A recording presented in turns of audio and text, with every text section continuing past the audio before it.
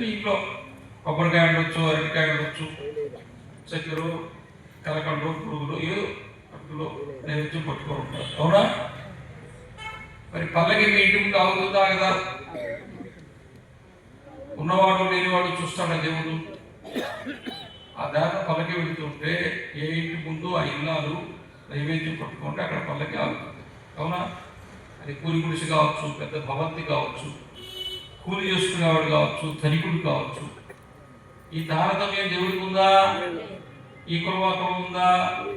ఈ వర్గం ఆ వర్గం ఉందా? లేదు. పూరి గుడిసి ముందు అవుతాడు, భవనం ముందు అవుతాడు. ఎవరు ఏమి ఇచ్చినా నైవేద్యం తీసుకొని జోరులో తీసుకుంటారు. అవునా? అట్లా దేవుడు ఊరంతా తిరిగి దేవాలయం చేరుతాడు. దేవాలయం చేరిన తర్వాత అప్పుడు చెప్తాడు, అప్పుడు దాకా ఏం చెప్పడు, అప్పుడు చెప్తాడు దేవుడు, ఆయన ఈ ఊర్లో ఈరోజు మీరు కలిసి ఎలాగా ఉన్నారో అలాగే ఎప్పుడు కలిసి ఉండండి. మీరందరూ ఎప్పుడు కలిసి ఐకమత్యంగా ఒక మాట మీద ఒక తాటి మీద నిలబడితే అప్పుడు మీలో నేను కూడా ఒకటిగా మీ గ్రామంలో ఎప్పటికీ ఉంటాను. అది ఉత్సవం తాత్పర్యం. అర్థమైందా? కాలేదా? చప్పట్లు కొట్టండి. చలి పుడుతున్నదా లేదా? చప్పట్లు కొడితే వేడిగా ఉంటుంది. అవునా కాదా? అందువల్ల కలిసి ఉండాలా? ఆ మనుషుల్ని కలిపి ఉంచేది దేవాలయం. గుర్తుపెట్టుకుంటారా? మర్చిపోతారా? కార్యక్రమాలు వచ్చాడు ఒక నోటు బుక్, ఒక పెన్ను తెచ్చుకోవాలి, రాసుకోవాలి, పాయింట్ చెప్తే రాసుకోవాలి.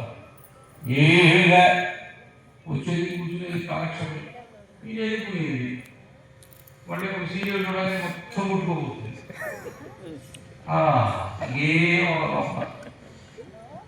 ఇట్లాంటి మా జీవితంలో ఏది వెళ్ళలేదు. ఇది ఒక లెక్క అనుకోవద్దు, అనుకుంటాము వద్దు, గుర్తు పెట్టుకోండి. చెప్పినది ఆచరించుకోవాలి, చెప్పినది. అందువల్ల ఇలాగే చెప్పా, ఏదైనా చూచి నేర్చుకుంటాం కదా. చూచి నేర్చుకోవాలంటే ఏం నేర్చుకోవాలి? మనం మంచి నేర్చుకునేది చూడాలి. మంచిని ఏమంటారు? దైవీ గుణం.